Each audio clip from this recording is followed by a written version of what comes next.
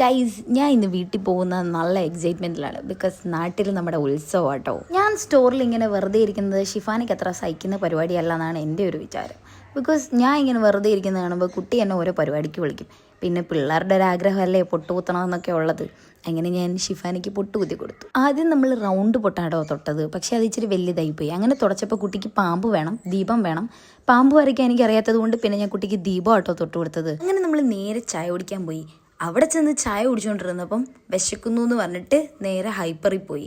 അവിടുന്ന് പിന്നെ നമ്മൾ ഫുഡ് വാങ്ങിച്ചിട്ട് കഴിച്ചിട്ടാട്ടോ പിന്നെ സ്റ്റോറിൽ വന്നേ. സ്റ്റോറിൽ വന്നപ്പോൾ നമ്മളൊരു നെയിൽ പോളിഷ് അടിക്കാമെന്ന് വിചാരിച്ചു. അങ്ങനെ ഒരു നെയിൽ പോളിഷ് എടുത്തു. എൻ്റെ പഴയ നെയിൽ പോളിഷ് ഓടിച്ചിട്ട് പുതിയ നെയിൽ പോളിഷ് അടിച്ചു. പക്ഷേ അതും എനിക്ക് ഇഷ്ടപ്പെടാൻ തുടച്ച് കളഞ്ഞു. എന്നിട്ട് നമ്മൾ നേരെ ലഞ്ച് ബ്രേക്കിന് പോയി. എന്നിട്ട് ലഞ്ച് കഴിച്ച് കഴിഞ്ഞിട്ട് നമ്മൾ ഫൺ ടൂറിൽ പോയി. എന്നിട്ട് അവിടുന്ന് നേരെ ഷിഫാനിൻ്റെ കുട മാറ്റേണ്ടി വന്നു.